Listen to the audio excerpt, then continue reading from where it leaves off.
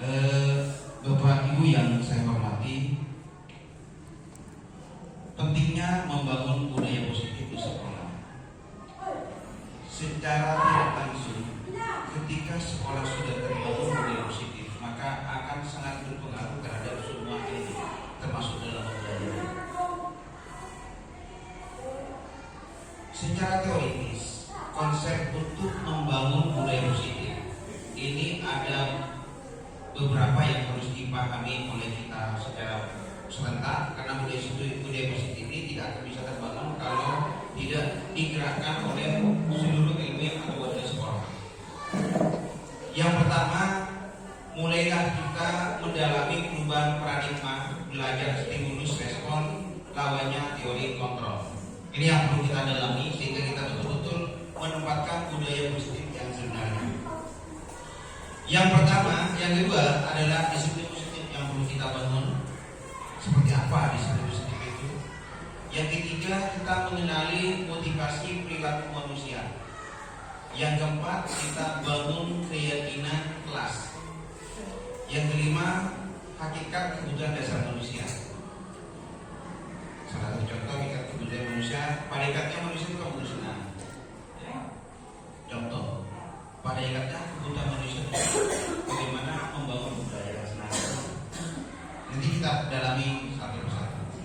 Kemudian kita mengenal 5 posisi kontrol yang secara realitas kita temukan di setiap pendidikan.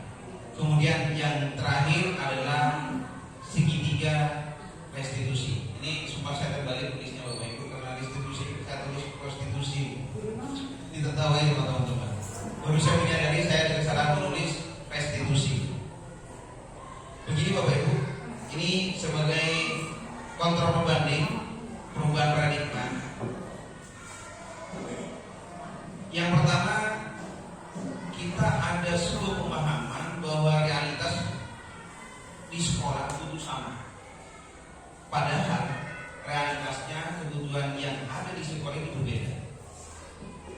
Ya. Di pikiran kita semua pendidikan anak harus sama, pikirannya harus sama, ketercapaiannya harus sama. Padahal kebutuhan dan yang dimiliki oleh anak berbeda. Ini gambaran sederhana mengenai paradigma stimulus. Kemudian semua orang melihat hal yang sama. Bapak Ibu, pernah kita tidak menyadari bahwa yang dilakukan kita kepada murid dipandang sama.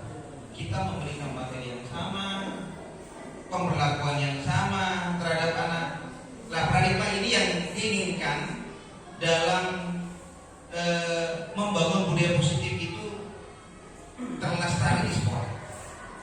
Bahwa kita belajar bahwa memiliki gambaran bahwa semua yang kita hadapi itu adalah berbeda, bukan yang sama. Kalau kita menemukan anak dengan karakteristiknya yang berbeda, itulah realitas yang sebenarnya. Kemudian yang ketiga, kita mencoba mengubah orang agar berpandangan sama dengan kita. Ini sering terjadi Bapak Ibu, apalagi kita ya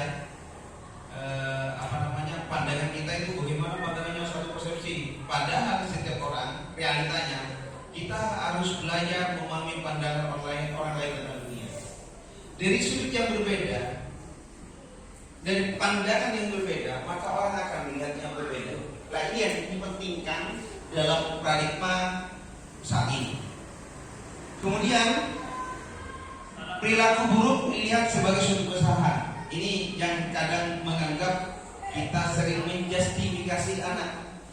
Ini melakukan suatu kesan fatal ini. Nah, kemarin diskusi saya dengan Bapak Solikin itu ya, langsung menyebutkan fatal, makanya terjadi pemberontakan. Kenapa terjadi demikian? Bahwa setiap apa yang terjadi bukan sebuah kefatalan sebenarnya. Semua perilaku memiliki tujuan. Kenapa ini didahulukan? Bukan memiliki tujuan yang mendesak. Sehingga yang seharusnya RKJM didahulukan, kita dahulukan yang lain, karena ini yang dianggap mendesak. Ini yang terjadi. Orang lain bisa mengontrol saya, orang lain bisa mengontrol saya. Maka paradigma yang harus kita hadapi adalah hanya ada yang bisa mengontrol diri Anda. Jangan pernah menganggap bahwa diri kita itu dikontrol orang lain. Di sini ada kepala sekolah. Jangan menganggap bahwa kepala sekolah mengontrol kita. Tapi yang terpenting adalah bagaimana kita merasa terkontrol oleh diri kita sendiri, sehingga kita melakukannya lebih enak, lebih nyaman, lebih responsif, karena kita merasa diri kita yang mengontrol, kita yang mengendalikan, kita yang melaksanakan. Kalau orang lain merasa mengontrol kita, apa yang terjadi? Maka yang terjadi adalah sebuah pemberontakan, karena kita merasa diawasi, kita merasa diintai oleh orang lain. Ini yang perlu paradigma berpikir kita untuk dirubah. Kemudian pemaksaan ada pada saat wujudan gagal. Ini pikiran kita kalau tidak bisa kita paksa. Ini yang sering terjadi. Maka yang harus kita lakukan sebenarnya dalam dunia paradigma itu adalah kolaborasi dan konsensus menciptakan pilihan-pilihan baru. Pilihan-pilihan baru ini penting sebenarnya berpikir paradigma seperti ini untuk mengubah budaya berpikir di sekolah.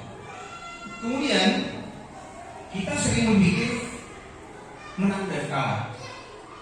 Padahal sebenarnya kita berubah pikiran kita menjadi pikir menang-menang, bukan menang kalah. Kita menang di posisi, kita menang di apa yang kita kerjakan. Nah, ini paradigma yang kita bangun pada diri kita masing-masing. Ini yang pertama, Bapak Ibu, bagaimana kita belajar mengubah paradigma dalam diri kita.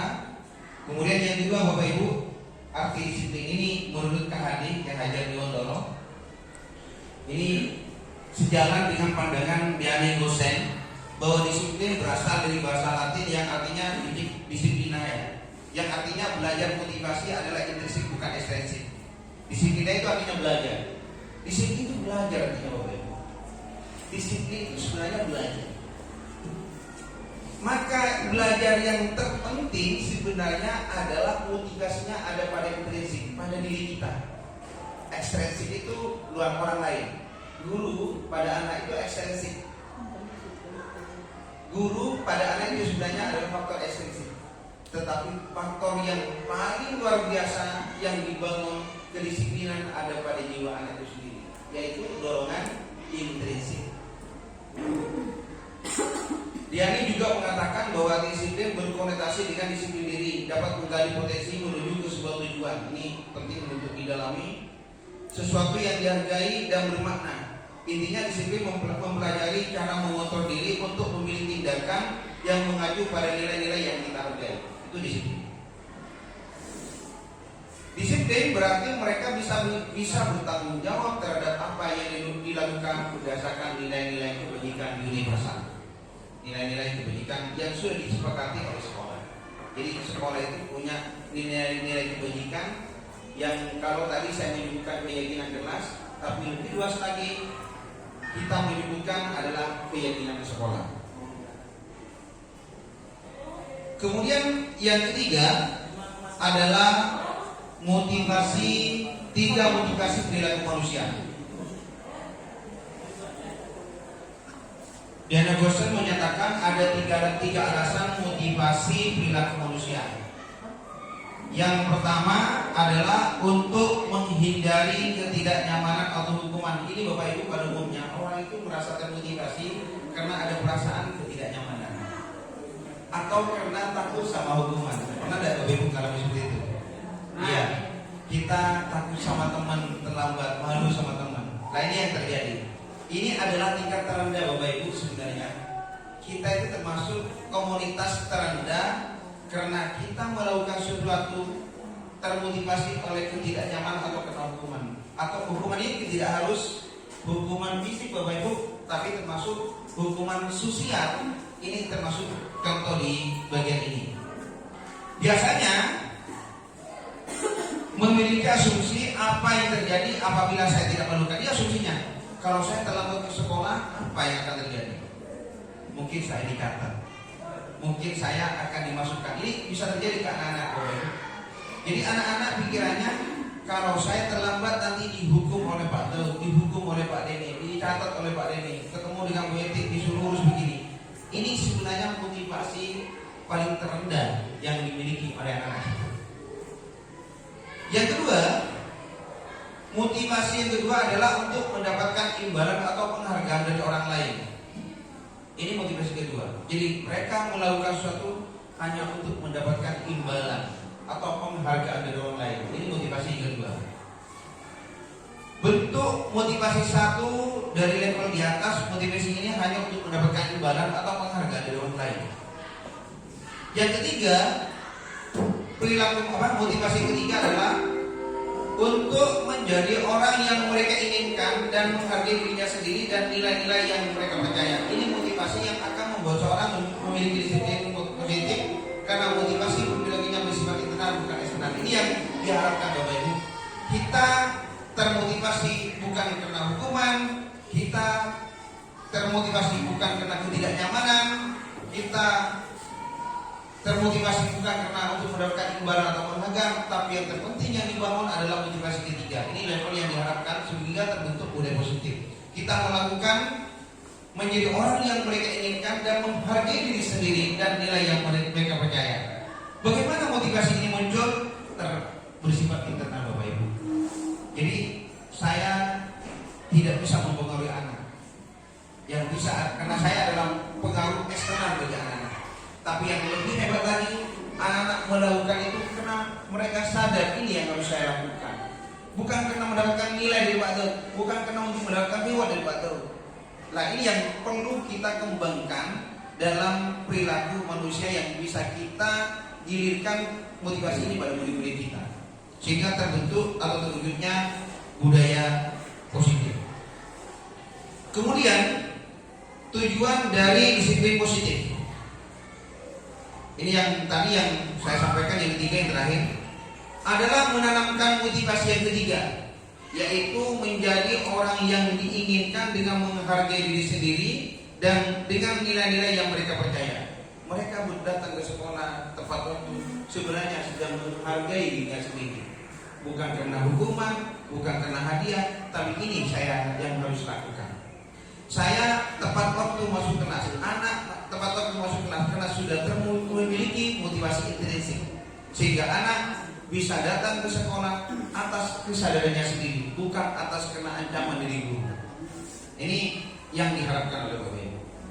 Ketika murid-murid memiliki motivasi tersebut, mereka telah memiliki motivasi intrinsik yang dampaknya jangka panjang. Kalau yang satu tadi, 1, 2 itu dampaknya jangka pendek, dampaknya jangka pendek. Selesai hukuman, selesai selama hukuman, selesai lagi juga motivasinya. Tapi yang ketiga ini Bapak Ibu, kalau ini betul-betul masuk ke jiwanya anak, dampaknya sampai akhir hayat anak, karena mereka terbangun sebuah motivasi internal dari anak. Mereka akan tetap berperilaku baik, berlandaskan nilai-nilai kebaikan, karena mereka menjunjung tinggi nilai-nilai yang mereka hargai sendiri. Nah, ini contoh saya berbagai ke sekolah anak-anak itu ya. Ini salah satu bagian dari menjunjung diri anak sendiri. Ini yang kita perlu bangun motivasi kepada anak-anak kita. Motivasi yang ketiga ini. Ini tentang keyakinan kelas, hukuman dan penghargaan. Mengapa keyakinan kelas? Mengapa tidak peraturan kelas saja? Keyakinan dan peraturan sama tidak, Bapak Ibu? Tidak. Sudah sama ya? Ya. Kalau peraturan kan jelas 1, 2, 3, tapi keinginan kelas tidak. Bahkan berbentuk abstrak keinginan. Bisa saja tertulis, bisa saja tidak tertulis. Ditempel di tembok-tembok kelas. Ini keyakinan yang dibangun. Tapi siapa yang membuat ini? Anak-anak bersama dengan guru-guru pengajarnya, anak-anak dengan wali kelas, anak-anak yang sangat berkepentingan di kelas itu, membuat keyakinan kelas. Bagaimana caranya? Giring pikiran anak pada sebuah keyakinan hal positif. Ini yang terpenting Bapak Ibu. Nanti kalau memang ada hal yang perlu didiskusikan, kita diskusikan. Mengapa adanya keyakinan kelas penting untuk terbentuknya sebuah budaya positif? Ya jelas Bapak Ibu, ketika anak membuat sebuah keyakinan hal kebaikan di kelas dan itu dibuat bersama, kita menggiring dan anak yang memunculkan, ini secara lambat laun akan tergiring secara internalisasi anak, secara intrinsik anak akan terbangun sebuah motivasi diri untuk berbuat kebajikan. Ini saya yang buat. Saya harus senyum ke teman guru. Saya harus senyum ke teman-teman. Saya harus senyum ke guru. Saya harus melaksanakan tugas dengan baik. Itu sudah kebajikan, itu sudah terbangun. Saya menyelesaikan sesuai dengan dosen saya. Misalnya tanggal 1 selesaikan ke 1. Faktanya saat ini kan molor karena kita sudah memaafkan dan belum membangun sebuah motivasi positif yang melahirkan keyakinan keras. Bagaimana mewujudkan sebuah keyakinan kelas yang produktif? Tadi sudah saya sampaikan bahwa kita giring kemampuan anak, bangun nilai-nilai kebajikan di sekolah, bangun nilai-nilai mata pelajaran, bangun nilai-nilai positif yang bersifat kearifan lokal, sampai anak mengenali dan dicatat di kelasnya masing-masing. Apakah per kelas bisa beda? Sangat bisa beda, Bapak Ibu. Tadi sudah saya sampaikan, setiap anak memiliki paradigma yang berbeda. Ini jawaban dari soal yang pertama tadi. Suatu keyakinan akan lebih memotivasi seorang dari dalam atau memotivasi secara eksternal. Aturan Bapak Ibu dari mana, Bapak Ibu? Dari luar. Kita yang membuat aturan, anak harus melakukan. Tapi kalau keyakinan kelas, anak membuat bersama dengan guru, karena guru sebagai manajernya di kelas, wali kelas sebagai manajer di kelas, BK konseling juga jadi manajer di kelas. Seseorang akan lebih tergerak dan bersemangat untuk menjalankan keyakinannya sendiri yang dibuat daripada hanya segera mengikuti serangkaian peraturan-peraturan yang dibuat oleh wali kelas, sekolah, dan lain sebagainya. Murid-murid pun demikian, mereka perlu mendengarkan dan mendalami tentang suatu keyakinan daripada hanya mendengarkan peraturan-peraturan yang mengatur mereka harus berlaku begini atau begitu. Ini jawaban yang kedua. Setelah seorang memiliki keyakinan akan suatu hal, maka dia akan terbiasa melakukan hal-hal baik yang telah diyakini tersebut. Karena kita membangun sebuah keyakinan, ini bagus, ini terbaik. Kalau senyum itu mesti disenangi oleh banyak orang. Maka perilaku senyum itu menjadi sebuah keyakinan. Untuk disenangi orang harus senyum. Kalau ketemu gurunya, biar gurunya itu menghargai dirinya, harus salaman misalnya. Itu sudah menjadi keyakinan anak. Ketemu gurunya tidak akan lari, karena dia punya keyakinan kalau saya salaman dengan murid, ini akan lahir sebuah kemuliaan diri anak itu sendiri. Karena dia belajar menghargai keyakinan yang dia miliki. Jawaban yang ketiga, pernyataan keyakinan kelas senantiasa dibuat dalam bentuk positif. Jadi di kelas itu tidak ada kata-kata negatif, yang ada adalah kata-kata positif. Itu karakteristiknya dalam membuat keyakinan kelas. Kata-kata positif, tersenyum, bahagia, senang, berbuat baik, pokoknya yang positif di kelas dibangun. Ada sampah dipilih, itu bukan aturan, tapi keyakinan. Kalau ada sampah dipilih berarti dia sedang menghindari dari keyakinannya sendiri. Keyakinan kelas hendaknya tidak terlalu banyak sehingga mudah diingat dan dipahami oleh semua warga kelas. Keyakinan kelas sebaiknya sesuatu yang dapat diterapkan di lingkungan tersebut. Yang jelas seperti senyum itu Bapak Ibu ya. Semua warga kelas hendaknya ikut berkontribusi dalam pembuatan keyakinan kelas lewat kegiatan curah pendapat, kasih kertas satu persatu menulis, kita kumpul tulisan itu, akhirnya menjadi keyakinan kelas. Kemudian dari itu bersedia meninjau kembali keyakinan kelas di waktu ke waktu. Ini kalau tidak cocok ya, sewaktu dirubah lagi keyakinan kelasnya. Jadi kita betul-betul pembelajaran yang berpihak kepada anak. Prosedurnya bagaimana cara membuat keyakinan kelas? Pertama, mempersilahkan murid-murid di kelas untuk berjuang pendapat tentang peraturan yang perlu disepakati di kelas. Mencatat semua masukan-masukan pada murid di papan tulis atau di kertas besar atau poster atau mading kelas, di mana semua anggota kelas bisa melihat curah pendapat tadi.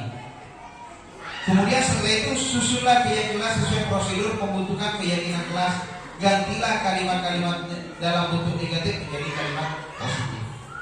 Itu prosedur pembuatan keyakinan kelas. Silakan Bapak Ibu guru kelas bisa sudah memikirkan bagaimana membangun keyakinan kelas. Selanjutnya, ajak murid-murid untuk menemukan nilai-nilai kebajikan atau keyakinan yang menjadi inti dari peraturan itu. Setelah itu dibahas Bapak Ibu tentang keyakinan itu. Ya, anak diajak tentang nilai kebajikannya dari apa yang ditulis oleh anak. Contoh, berjalan di kelas, dengarkan guru, datanglah tepat waktu, bisa disarikan menjadi satu keyakinan, yaitu keyakinan untuk saling menghormati atau nilai kebajikan hormat. Keyakinan nilai yang dijadikan daftar untuk disepakati. Kegiatan ini juga merupakan peralihan dari bentuk peraturan keyakinan kelas. Jadi peraturan kelas itu sudah mungkin bukan eranya saat ini untuk dikembangkan, apalagi saat ini memang sudah dikembangkan kurikulum merdeka, di mana pada esensinya tujuannya adalah keberpihakan terhadap guru. Tinjau ulang keyakinan kelas secara bersama-sama. Seharusnya setelah beberapa peraturan telah disatukan menjadi beberapa keyakinan kelas, maka jumlah bukti pernyataan keyakinan kelas akan berkurang. Sebaiknya keyakinan kelas tidak terlalu banyak, bisa berkisar antara 3 sampai 7 yang diambil nanti. Yaitu prinsip keyakinan. Bila mana terlalu banyak, maka warga kelas akan sulit mengikatnya. Jadi keyakinan kelas 7A apa itu yang terpenting kita bangun. Antara 3 sampai 7 poin sehingga anak mudah mengikatnya keyakinan yang dibangun di kelas itu. Malah dengan keyakinan itu Bapak Ibu akan terbentuk karakteristik anak. Pelanggan, karena anak sudah melakukannya dari sebuah keyakinan sendiri. Kalau misalnya anak melakukan kesalahan dari keyakinannya, ada caranya Bapak Ibu. Kita lakukan 3 restitusi tadi di belakang. Setelah keyakinan kelas selesai dibuat, maka semua warga kelas dipersilakan meninjau ulang dan menyetujuinya dengan menandatangani keyakinan kelas tersebut, termasuk guru dan semua murid di kelasnya masing-masing. Keyakinan kelas selanjutnya bisa dilekatkan di dinding kelas di tempat yang mudah dilihat oleh semua warga kelas. Jadi semua warga masuk ke kelas itu sudah melihat keyakinan itu. Dasar-dasar kebutuhan dasar manusia. Ini Bapak Ibu. Yang pertama ada 5 dasar kebutuhan manusia Bapak Ibu. Pada esensinya manusia itu ingin bertahan hidup. Termasuk murid kita ada bertahan hidup. Pernah ada Bapak Ibu melihat anak berontak? Itu karena merasa tidak nyaman dengan kondisi saat itu sehingga melakukan pemberontakan. Pada dekatnya dia ingin bertahan dalam kehidupan yang ia inginkan. Yang kedua, cinta dan kasih sayang itu merupakan kebutuhan manusia. Hakikatnya anak juga butuh cinta dan kasih sayang. Ini kalau bijak luar biasa beda. Saya contoh-contoh cinta yang dilakukan oleh bijak. Yang ketiga, penguasaan, kebutuhan pengakuan atas kemampuan. Ini Bapak Ibu yang kita sering menemukan kemenemukan anak itu majemuk, aneka ragam kemampuannya. Saya menemukan di kelas 7B itu ada pakar. Itu ternyata setelah dapat 1 semester dia menemukan potensi di bidang itu, di bidang seni, bernyanyinya. Di bidang lain masih belum. Berarti ini kekuatannya adalah kekuatan berbicaranya. Saya coba mendekati bahan untuk diakomodir di kelas itu. Kemudian kebebasan, ini hakikatnya kebutuhan manusia untuk bebas. Apa solusinya Bapak Ibu? Untuk menentukan kebebasan, berilah kebutuhan berupa pilihan-pilihan sehingga anak bisa memilih. Misalnya semua baca, jangan semua jadi kelas Bapak Ibu. Ada anak senang berkelompok, ada anak senang membaca sendiri. Silakan ketika sifatnya yang individualistik. Yang dibutuhkan adalah saling berkontribusi. Berilah kesenangan anak menemukan tempat. Ada anak kalau dia nantinya membaca ketika bergaul dengan temannya, membaca dengan temannya. Ada sendiri, kalau dia sendiri tidak bisa. Itu tidak kebebasan. Kemudian yang kelima adalah kesenangan. Kesenangan Bapak Ibu, kebutuhan untuk merasa senang. Insya Allah anak juga ingin merasa senang di SMP Negeri 6 Sampang.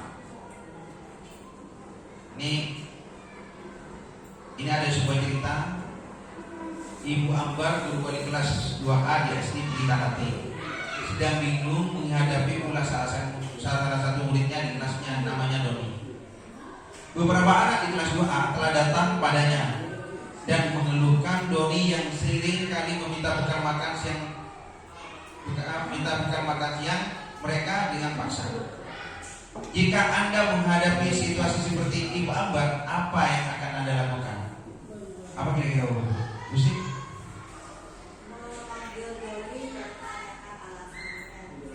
Memanggil Doni dan menanyakan alasannya.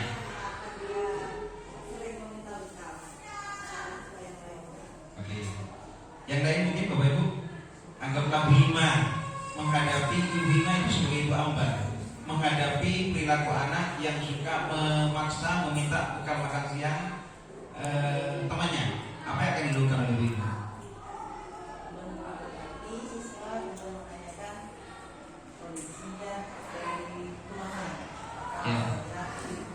Dia tidak sarapan atau bagaimana, tanyakan berapa satunya.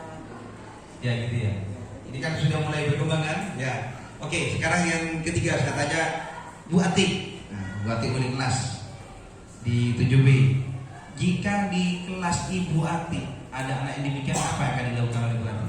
Saya akan manggil teman-temannya untuk tidak apa-apa berbagi, karena berbagi itu indah.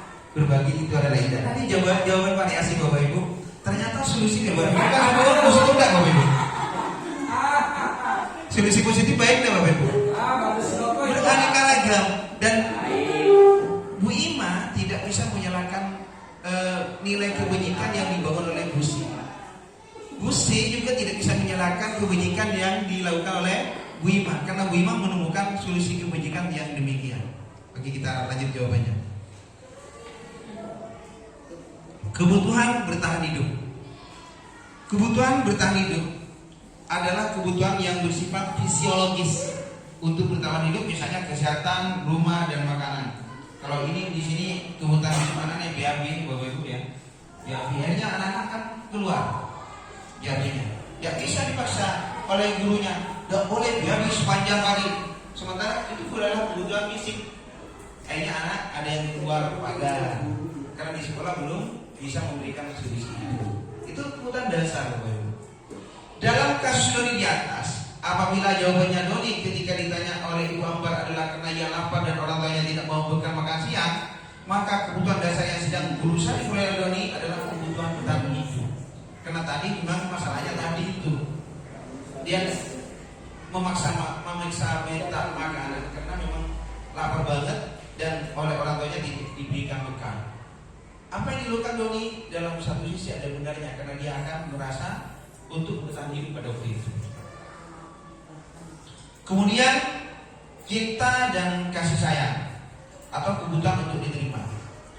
Kebutuhan untuk mencintai dan memiliki meliputi kebutuhan akan hubungan dan koneksi sosial. Kebutuhan untuk memberi dan menerima kasih sayang, dan kebutuhan untuk merasa menjadi bagian dari suatu kelompok. Ini konsep fitrah ya Bapak Ibu ya. Cinta dan kasih sayang adalah sebuah fitrah. Anak-anak yang memiliki kebutuhan dasar cinta dan kasih sayang yang tinggi biasanya ingin disukai dan diterima oleh lingkungannya. Mereka juga akrab dengan orang tuanya. Biasanya mereka belajar karena suka pada gurunya.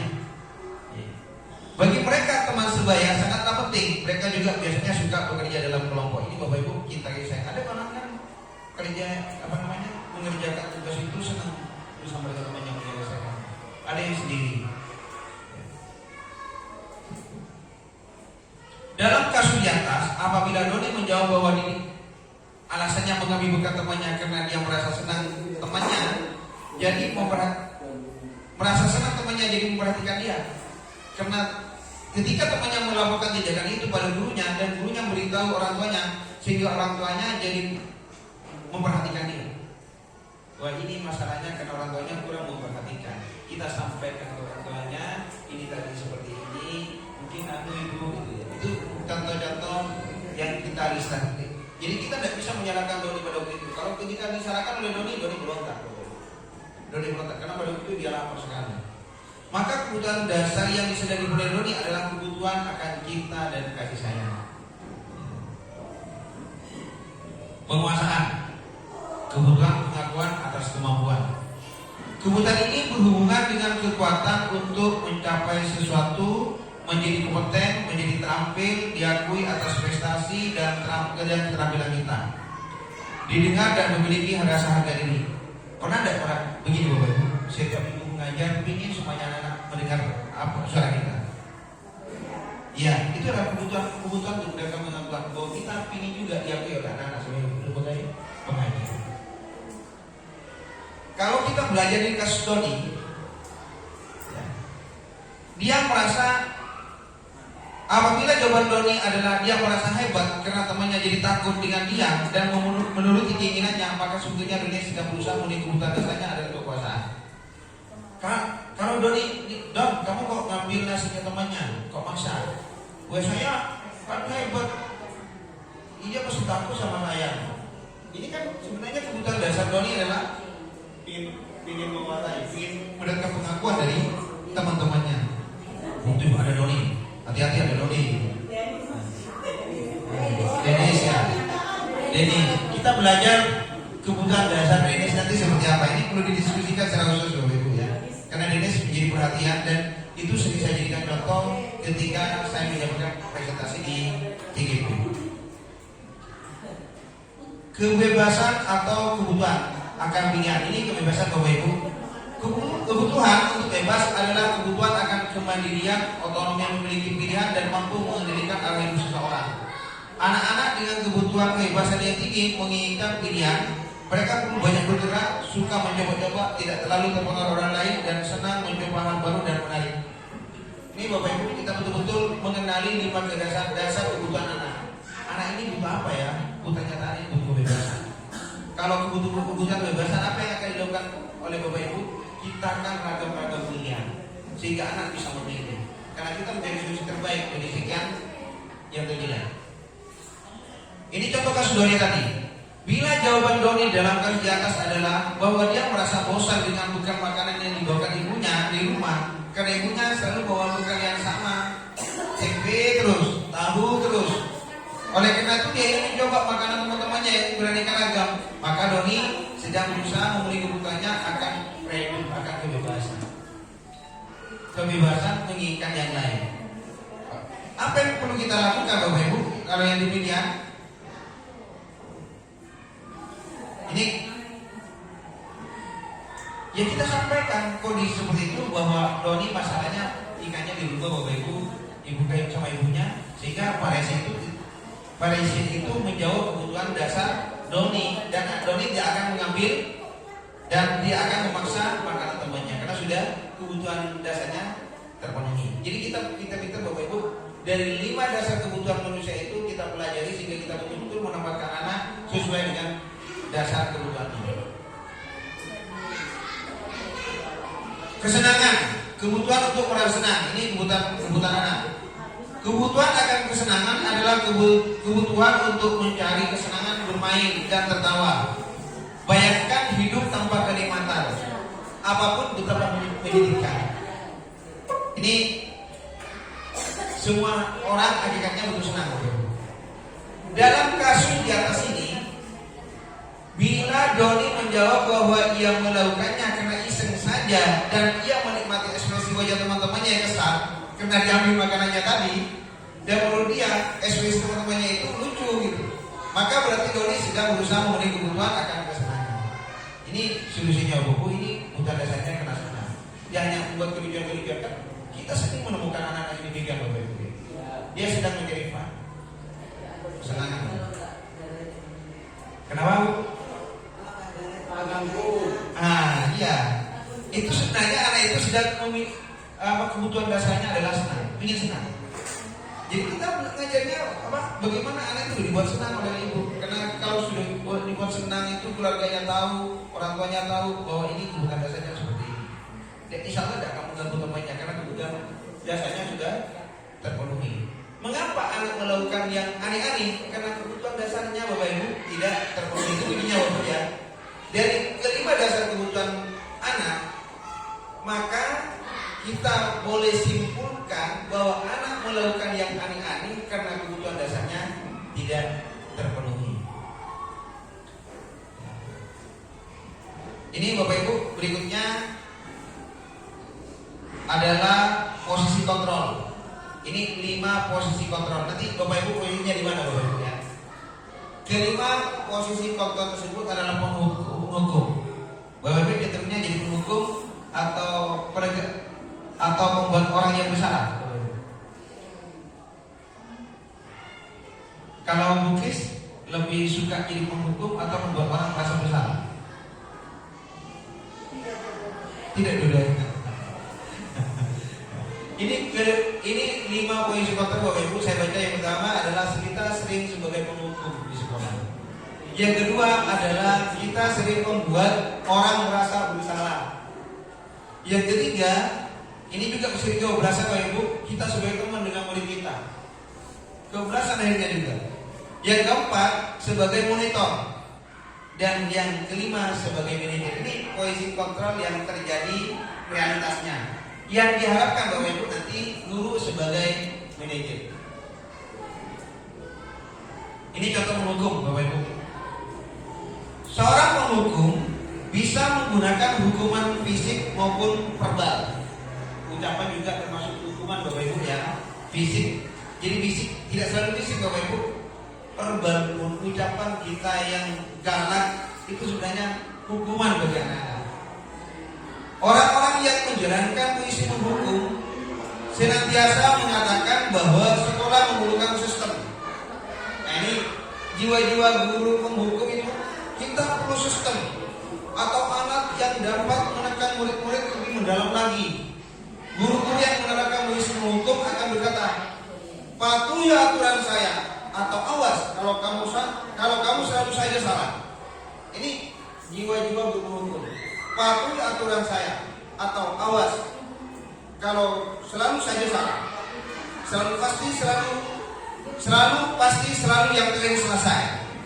Guru seperti ini senantiasa percaya hanya ada satu cara agar pembelajar bisa berhasil, yaitu dengan caranya dia yaitu dihukum. Anak akan mengerjakan tugas kalau dihukum. Ini terjadi Bapak Ibu ya. Kemudian yang kedua, membuat orang merasa bersalah. Ya. Posisi ini biasanya guru akan bersuara lebih lembut. Suaranya lebih lembut. Pembuat orang merasa bersalah akan menggunakan kehendaknya yang membuat orang lain merasa tidak nyaman, bersalah atau rendah diri. Kata-kata yang keluar dengan lembut sepertinya ini, begini Bapak Ibu ya. Ini contoh. Ibu sangat kecewa sekali dengan kamu. Beberapa kali Bapak harus beritahu kamu ya. Gimana coba kalau kamu tahu, kalau orang tua kamu tahu kamu berbuat begini gimana? Ini anak kan merasa bersalah. Ibu sangat kecewa sekali dengan kamu. Kata-kata ini sering kita keluar. Yang kedua mungkin muncul seperti ini. Beberapa kali Bapak harus memberitahu kamu ya. Gimana coba kalau orang tua kamu tahu kamu berbuat begini dan begitu. Di posisi ini murid akan memiliki penilaian diri yang buruk terhadap diri mereka sendiri. Murid merasa tidak berharga dan telah mengecewakan orang-orang yang disayanginya. Yang ketiga, guru yang menjadikan ini sebagai teman. Ini dulu Bapak Ibu, kurikulum dulu kita jadikan teman Bapak Ibu ya. Ya, jadikan akrab dengan anak-anak. Ternyata juga tidak baik juga Bapak Ibu ya. Guru pada posisi ini tidak menyakiti murid, namun akan tetap berupaya mengontrol murid melalui persuasinya. Posisi teman pada guru bisa negatif ataupun positif. Positif ini di sini berupa hubungan baik yang terjalin antara guru dan murid. Ini positifnya. Guru di posisi teman menggunakan hubungan baik dan humor untuk menghargai seorang. Mereka akan berkata begini, ayo bantulah demi Bapak ya. Ayo ingat tidak bantuan Bapak selama ini. Ya sudah, kali ini tidak apa-apa, nanti Ibu bantu bereskan. Ini kan teman Bapak Ibu. Hal negatifnya begini Bapak Ibu. Bila suatu saat guru tersebut tidak membantu, maka murid akan kecewa dan berkata, ini dibalik Bapak Ibu, yang kecewa murid. Selama ini murid minta bantuan membantu kita, tapi sebaliknya karena kita sudah, anak itu merasa akrab dan gurunya itu sebagai teman, itu akan berbalik ketika kita tidak bisa membantu anak. sama dengan perlakuan kita. Murid merasa dikecewakan karena tidak mau lagi berusaha. Hal lain yang mungkin timbul adalah murid hanya akan bertindak untuk guru tertentu dan tidak untuk guru lainnya. Ini Bapak Ibu, saya sudah bantu Pak ini aja karena merasa akrab Bapak Ibu. Yang lain dinafikan. Ini efek dari guru memfungsikan sebagai kontrol teman dengan muridnya. Murid tersebut akan tergantung pada guru yang tersebut yang dijadikan teman. Yang keempat, guru sebagai monitor atau pemantau. Memonitor berarti mengawasi. Pada saat kita mengawasi, kita bertanggung jawab atas perilaku orang-orang yang kita awasi. Fungsi pemantau berdasarkan pada peraturan-peraturan dan konsekuensi. Dengan menggunakan sanksi konsekuensi, kita dapat memisahkan hubungan pribadi kita dengan murid. Sebagai seorang yang menjalankan fungsi pemantau, pertanyaan yang diajukan seorang begini Bapak Ibu. Kamu tahu pelanggar apa peraturannya? Ini kita mengawasi. Apa yang telah kamu lakukan? Sanksi apa konsekuensinya? Dari apa yang telah kamu lakukan? Kita memfungsikan diri sebagai monitor, sebagai pemantau. Tapi di puisi ini Bapak Ibu kadang juga sangat dibutuhkan di sekolah sebagai pemantau itu. Seorang pemantau sangat mengandalkan perhitungan catatan. Ya, catatan. Jadi kalau kemarin ada yang minta harus dicatat begini, ini sebenarnya jiwanya sebagai pemantau. Tanpa disadari, ini ada di komunitas pemantau. Seorang pemantau sangat mengandalkan perhitungan, catatan, data yang diperhitungkan sebagai bukti atas perilaku seseorang. Ini biasanya dihukum Bapak Ibu ya, di peradilan gitu ya.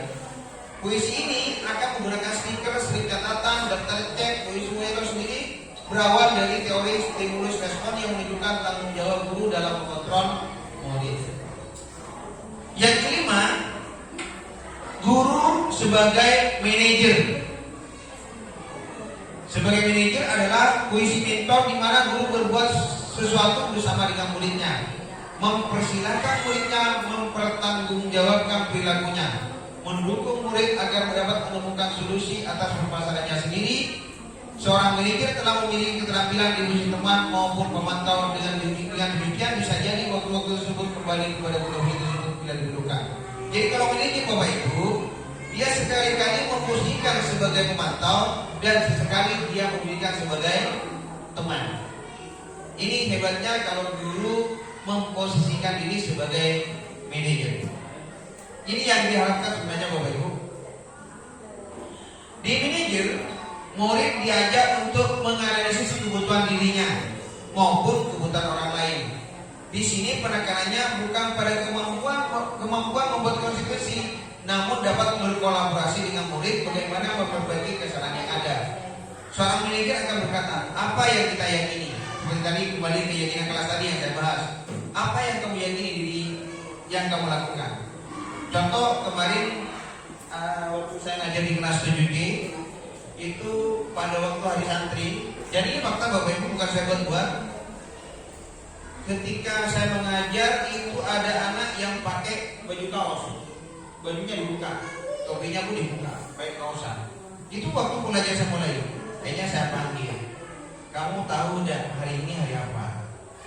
Hari santri. Disuruh apa sama ibunya? Disuruh pakai baju santri. Kamu mana baju santrinya? Ini Pak. Kok nggak dipakai? Iya Pak, saya pakai. Jadi mereka secara intensif kayaknya mencoba memperbaiki. Manajernya di sini. Kita bisa seperti itu. Jadi mengawasi ada. Kalau perlu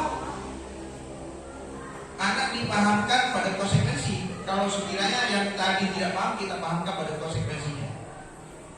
Tugas seorang manajer bukan untuk mengatur perilaku seorang. Kita membimbing murid untuk mendapatkan mengatur dirinya sendiri. Ini manajer Bapak Ibu ya. Seorang manajer bukanlah memisahkan murid dari kelompoknya, tetapi mengembalikan murid tersebut ke kelompoknya dengan lebih baik dan tepat.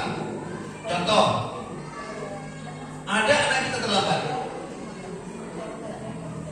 Apa yang dilakukan oleh Pak Saiful? Ada yang terlambat 10 menit. Apa yang dilakukan oleh Pak Saiful?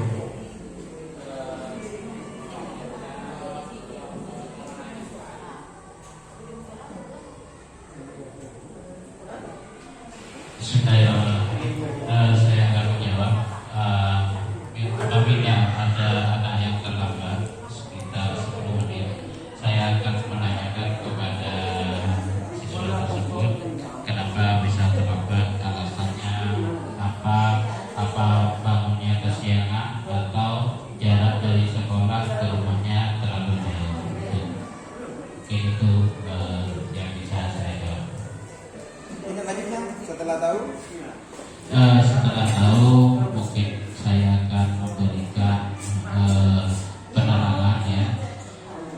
supaya tidak terlambat lagi. Misalkan jaraknya jauh, diusahakan berangkatnya lebih awal atau diatur berangkatnya. Tidak perlu sanksi berarti ya. Insya Allah tidak ada sanksi karena saya tahu bagaimana kondisi anak tersebut. Berarti dikembalikan ke komunitasnya. Ini Bapak Ibu yang diharapkan. Jadi ketika ada anak terlambat, bukan kemudian dipisahkan dari anak-anak kita, dari teman kelompoknya, tetap kita masukkan. Bisa diterapkan oleh Bapak Ibu sebagai konsekuensi keterlambatannya itu ditambah jamnya usaha itu. Karena datang jam sekolah lambatnya 10 menit, maka ditambah 10 menit nanti si usaha teman-temannya ulang. Hanya sebuah bentuk konsekuensi dari keterlambatannya, sehingga di sekolah jumlah jamnya sama dengan anak yang tidak terlambat. Itu bisa dilakukan sebagai bentuk perwujudan konsekuensi, sehingga anak lebih cepat kembali ke komunitasnya. Ini contoh kasus Bapak Ibu, adik yang terlambat hadir di sekolah. Contoh guru sebagai penghukum, apa yang akan dilakukan Bapak Ibu? Akan melotot. Guru ketemu langsung melotot, mata melotot, jadi menunjuk-nunjuk. Terlambat lagi, pasti terlambat lagi. Ada nggak Bapak Ibu? Saya seperti ini. Selalu datang terlambat. Kapan bisa datang tepat waktu? Ini contoh guru sebagai penghukum Bapak Ibu. Coba tanyakan pada diri Anda, bagaimana perasaan murid bila guru berbicara seperti itu pada saat muridnya datang. Ya, rasa kesalahannya Bapak Ibu ya, yang ada adalah pendendam. Jadi intinya Bapak Ibu, kita sebagai penghukum akan melahirkan pendendam bagi murid kita. Akibatnya kemungkinan murid marah dan dendam atau bersifat agresif. Bisa jadi sesuai dengan penduduk tersebut akan menjadikan tubuhnya atau menjadi tulisnya lebih buruk lagi. Sepulang sekolah, murid melihat motor atau mobil sepeda mobil Bapak Ibu guru akan menggores sepeda tersebut dengan paku. Ini contoh Bapak Ibu. Jadi ketika kita menggunakan bahasa kasar, walaupun kita masuk ke komunitasnya, dia akan belajar karena rasa dendam yang ada pada guru tadi. Membuat orang lain merasa bersalah. Ini contoh adanya Bapak Ibu ya. Adi, kamu ini bagaimana? Adi, kamu ini bagaimana ya? Kamu sudah berjanji dengan ibu tidak akan terlambat lagi. Kamu kenapa ya? Senang sekali mengecewakan ibu. Ibu benar-benar kecewa sekali. Bagaimana perasaan murid bila diriku seperti ini? Kira-kira ini Bapak Ibu yang akan dialami oleh guru. Ini contoh. Dan sangat kemungkinan setiap orang berbeda. Ini contoh. Murid akan merasa bersalah telah mengecewakan ibu atau bapak ibu gurunya tadi. Murid akan merasa menjadi orang yang gagal dan tidak sanggup membahagiakan orang lain. Kadang-kadang sikap seperti ini lebih berbahaya dari sikap menghukum, karena emosi akan tertanam rapat di dalam murid. Murid menahan perasaan, tidak seperti murid dalam dengan guru penghukum, di mana murid bisa menumpahkan amarahnya walaupun dengan cara negatif. Murid tertekan seperti inilah yang tiba-tiba bisa meletus amarahnya dan bisa menyakiti dirinya sendiri atau orang lain, karena merasa bersalah, berkepanjangan pada ini ya. Teman kita sebagai teman, ini contoh kira-kira Bapak Ibu ya. Merapat pada murid, mata dan senyum jenaka. Menghibur ya Bapak Ibu ya. Karena teman, murid terlambat kita merasa sebagai sahabat, sebagai teman. Teman-teman, murid kita akan biasa saja dengan keterlambatannya, karena guru yang ia hadapi adalah temannya sendiri. Adi, ayolah, bagaimana sih kamu? Kemarin kamu sudah janji ke bapak, bukan? Kenapa terlambat lagi? Sambil tertawa ringan. Ya sudah, tidak apa-apa, duduk sana, nanti Pak Guru bantu. Kamu ini sambil senyum-senyum. Apa yang terjadi ketika murid ini dilakukan sedemikian sebagai teman? Murid akan merasa senang dan akrab dengan guru. Ini termasuk dampak yang positif Bapak Ibu. Hanya saja sisi negatifnya, murid menjadi tergantung pada guru tersebut. Bila ada masalah, dia merasa bisa mengandalkan guru tersebut untuk membantunya. Saya dihukum sama musik misalnya, karena Pak Saiful temannya, dia mendekati Pak Saiful. Nanti Pak Saiful yang akan melobi musik. Ini yang terjadi karena dia merasa sebagai teman. Ini efeknya kepada guru lain juga. Bila ada masalah, dia merasa bisa menggunakan guru tersebut untuk membantunya. Akibat lain dari musik teman, dia hanya akan berbuat sesuatu bila akan menyuruh adalah guru tersebut, dan belum tentu berlaku yang sama dengan guru yang lain. Jadi tidak akan berlaku pada guru lain. Kenapa itu hanya dengan guru si A, B, C, D. Kemudian guru sebagai pemantau. Biasanya datar Bapak Ibu ya, pemantau ini ya. Adi, tahukah kamu jam berapa kita memulai? Tahu Pak. Kamu terlambat 15 menit. Apa kamu sudah mengerti apa yang harus kamu lakukan bila terlambat? Paham Pak, saya harus tinggal kelas pada jam istirahat nanti dan mengerjakan tugas ketinggalannya. Karena di keyakinan kelasnya begitu, dibuat seperti itu keyakinan kelasnya.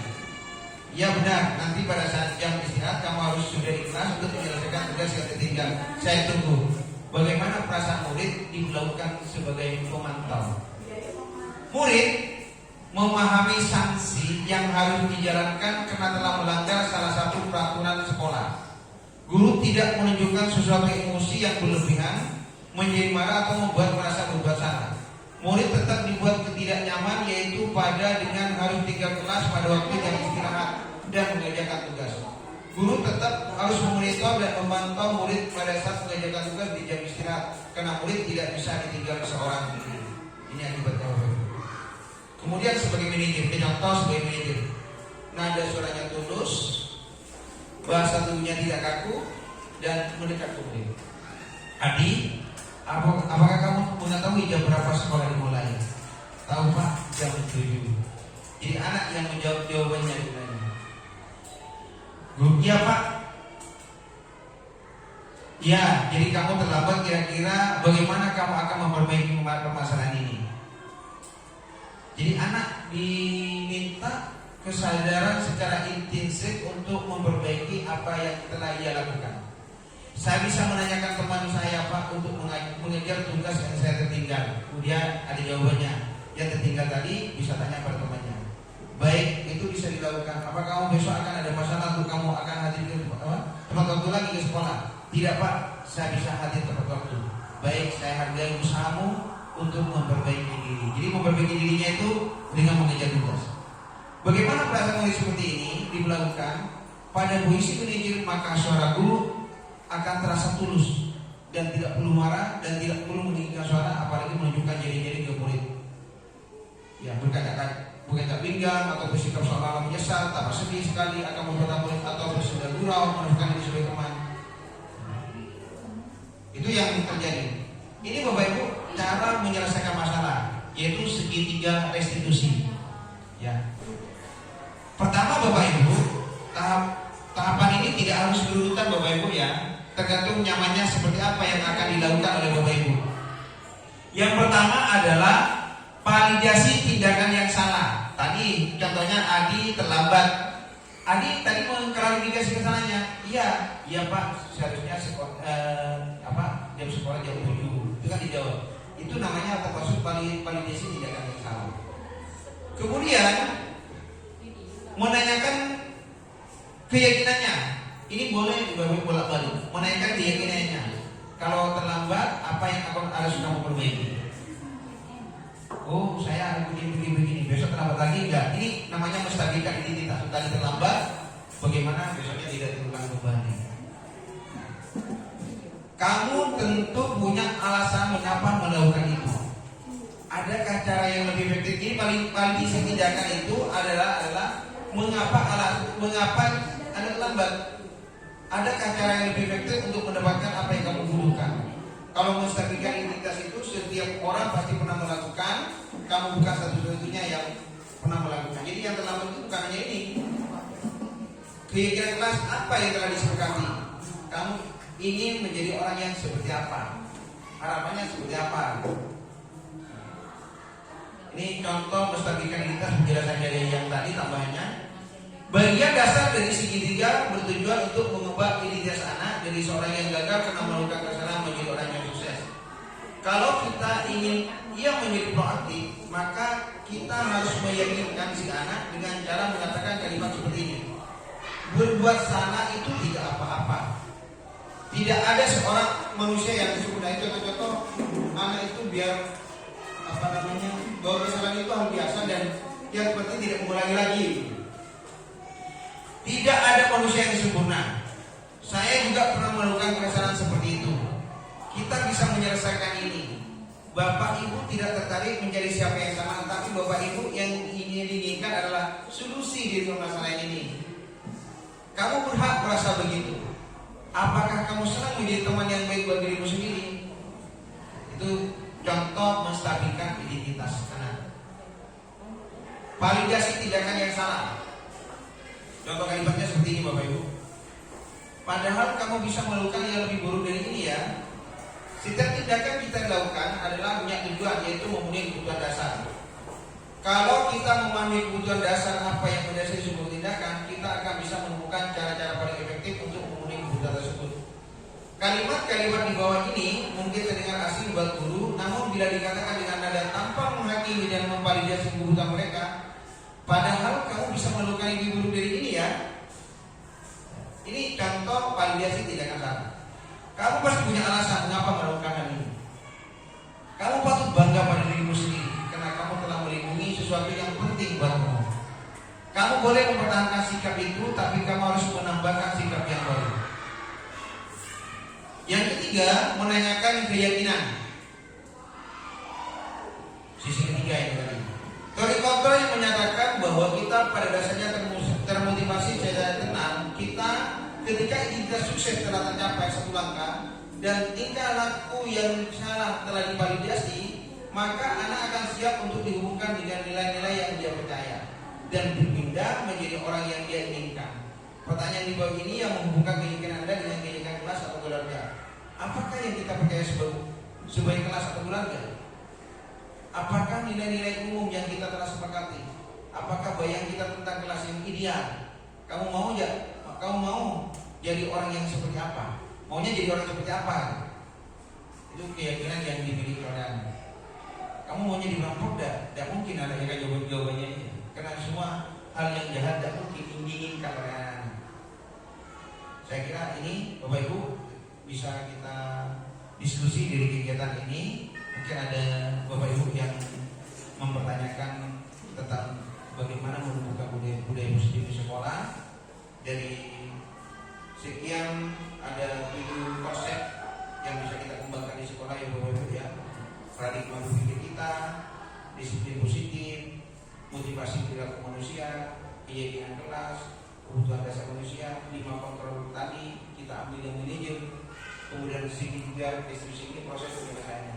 Kira-kira Bapak Ibu mungkin ada yang perlu kita diskusikan?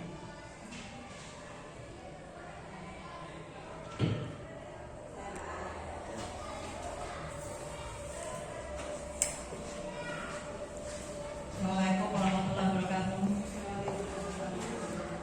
Berdasarkan dari paparan yang dibawakan oleh Pak Daud tadi tentang budaya positif, hal pertama yang saya tanyakan tentang keyakinan.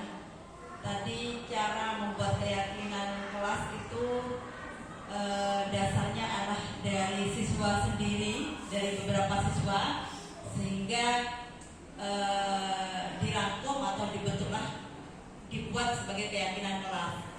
Apakah bisa nanti keyakinan kelas itu setelah disepakati itu disebut sebagai aturan kelas? Itu yang pertama.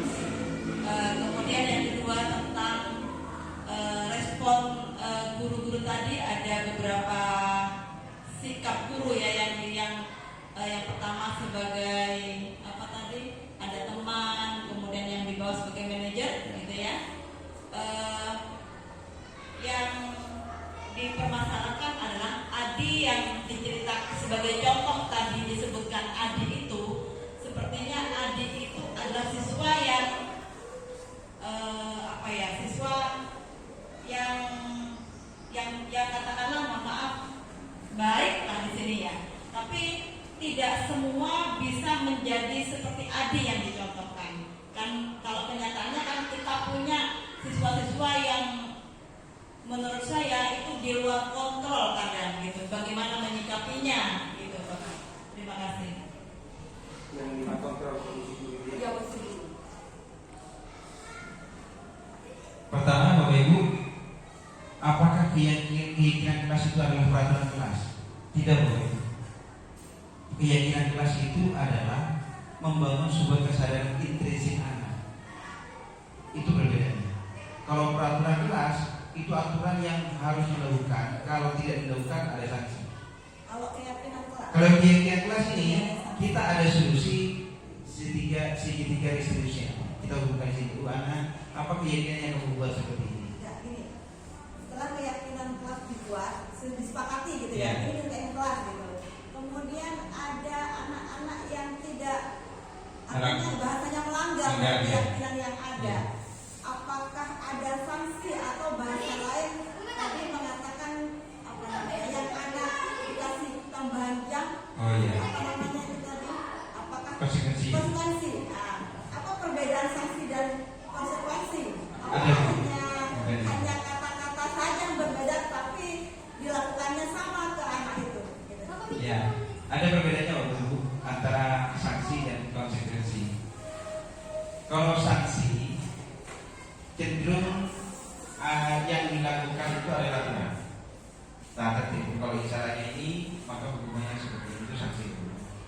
Tapi kalau konsekuensi adalah untuk menyelesaikan persoalan yang dia lakukan. Contoh, anak terlambat. Bukan terlambat sehingga ada materi yang tidak diikuti 20 menit. Maka konsekuensinya dia belajar 20 menit. Tadi juga ada anak karena terlambat, solusinya yang istirahat, yang mau tanya ke temannya untuk menyelesaikan tugas. Itu konsekuensi. Jadi konsekuensi pun itu dilakukan sesuai dengan apa konsekuensi dari kesalahan. Makanya tadi ada segitiga resolusi. Jadi ke depan itu memang kita membangun keyakinan kelas yang penting daripada membuat aturan kelas. Itu yang mau saya bertugas sebenarnya. Yang saya bertugas seperti itu. Jadi anak tahu bagaimana ia melakukan dengan kesadaran sendiri dan tanpa adanya dorongan eksternal. Eksternal itu hanya sebagai mini tadi. Sebagai mini tadi. Kalau kita memfungsikan sebagai memberikan si kembali lagi kita sebagai penghukum nanti. Sebagai penghukum mesti sebuah kesalahan mesti jawabannya adalah sanksi mesti hukum. Tetapi di sekolah itu kan persoalannya kan tidak sedang menjadi sampai salah yang benar, tapi ada perubahan perilaku. Beda dengan di kasus hukum. Di sekolah itu adalah proses membangun manusia. Di sini konsepnya tidak perlu mencari ini yang salah ini yang benar. Walaupun kau menemukan kesalahan, dia menyadari kesalahan yang dia lakukan. Salahnya menyadari kesalahan yang dilakukan itu yang terpenting sebenarnya. Itu yang disebut tadi menganalisa identitas itu terakhir. Menganalisa identitas kesalahan. Kemudian setelah itu guru itu menstabilitasnya. Saudara, bapak juga pernah melakukan kesalahan dulu. Jadi mereka, oh iya yang kesalahan ternyata arbitral di Indonesia. Yang terpenting adalah arbitral lagi bagi Indonesia itu adalah memperbaiki kesalahannya. Kira-kira seperti itu. Ya sudah. Ya sudah. Ya, keyakinan kelas dibuat oleh kesadaran dan nilai-nilai kebajikan yang dibangun oleh gurunya di kelas. Ini nilai kebajikan. Nanti anak akan ya tentunya ada penjelasan, ada pembahasan tentang nilai kebajikan karena anak apalagi saya mungkin Bapak Ibu ya, tanpa penjelasan dikatakan menjadi kurang paham. Kira-kira seperti itu. Ya mungkin ada yang lain sih.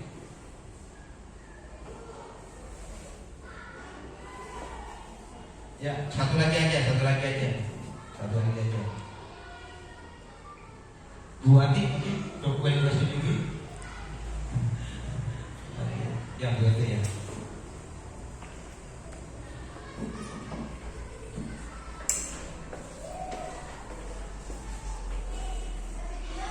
Terima kasih atas kesempatannya. Kadang ketika kita mencoba untuk membangun keyakinan kelas dengan berdasarkan satu kasus yang terjadi di kelas tersebut, ini belum selesai muncul kasus berikutnya. Jadi seolah-olah waktu kita sebagai guru itu seakan-akan habis untuk menyelesaikan keyakinan kelas ini tadi, menyelesaikan kasus-kasus yang terjadi pada siswa. Karena tidak menutup kemungkinan dalam satu kali kita masuk di dalam kelas itu bisa 2, 3 atau bahkan lebih kasus yang terjadi di kelas tersebut. Walaupun keyakinan kelas ataupun aturan ataupun apapun itu sudah disusun pada sebelumnya. Nah, ini bagaimana kalau seperti ini?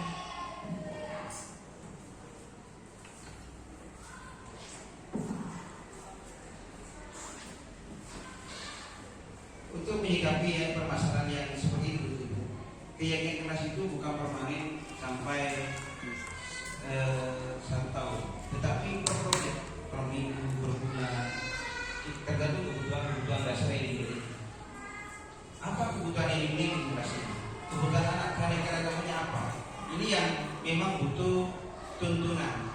Oleh karenanya Bapak Ibu ya, kita kalau mau melandaskan pada pendidikan Ki Gontor, Bapak Ibu tetap bahwa pendidikan adalah menuntun pada kodratnya anak, ya, menuntun pada kodratnya anak, bukan pada kodratnya guru. Ada perbedaan Bapak Ibu. Kalau menuntun kodratnya anak, kita tahu kompetensi anak seperti apa yang harus kita miliki pada kemampuan lebihnya nanti. Kalau guru, kodratnya seperti ini, anak harus seperti ini. Ini bedanya. Oleh karenanya yang terpenting di dalam membangun sebagai keyakinan kelas itu perlu tetap lakukan sebuah evaluasi terhadap keyakinan itu. Apa yang dibutuhkan, apa yang dibutuhkan. Jadi keyakinan kelas itu kan hanya sebuah tempelan-tempelan yang mudah dibaca. Ditaruh di kelas, di mana macamnya. Nah, itu yang penting. Bisa berubah tergantung kebutuhan itu. Kalau keyakinan ini sudah terpenuhi dan tidak perlu dibaca oleh anak-anak, itu kan sudah melekat. Makanya tadi saya katakan keyakinan kelas itu berbentuk abstrak, tidak harus tertulis, dan ada yang tertulis. Apalagi baru harus tertulis Bapak Ibu ya. Kenapa? Karena yang baru ini mau dilekatkan pada jiwanya anak. Yang sudah terbentuk ini kan tidak perlu bentuk abstrak karena sudah menjadi keyakinan biasa sudah. Seperti telat, terlambat, itu keyakinan biasa. Ya. Jadi penting sekali mengevaluasi terhadap keyakinan kelas dan kemudian yang sudah kita buat abstrak. Karena keyakinan kelas tidak harus tertulis Bapak Ibu. Ini adalah cara teknis membangun kesadaran internal anak. Ya saya kira cukup untuk penanya ya Bapak Ibu ya. Saya sebagai pemberi diseminasi pada materi hari ini yang kami dapat dari materi JGP, mudah-mudahan sangat bermanfaat di sekolah kita, terbentuknya budaya positif, dan kita sudah ke depan Bapak Ibu melangkah pada pendidikan yang betul-betul yang dulu oleh Ki Gontor disyaratkan sebagai penuntun, dan pendidikan sering disebut oleh Ki Gontor itu ibaratnya sebuah petani. Apa petani itu? Petani itu merawat tanaman. Setiap tanaman memiliki pemberlakuan yang berbeda. Ini yang terpenting yang perlu kita dalami Bapak Ibu, bahwa kita sebagai pengajar mau merawat anak dengan pemberlakuan yang berbeda sesuai dengan potensi anak. Malah dalam satu tujuan Bapak Ibu, aslinya tidak harus sama Bapak Ibu. Nanti ini insya Allah kami akan dapatkan di modul 2 tentang diferensiasi dan pendidikan pembelajaran emosional, sosial emosional. Saya kira cukup dari saya, kurang lebihnya saya mohon maaf. Wabillahi taufiq wal hidayah. Assalamualaikum warahmatullahi wabarakatuh.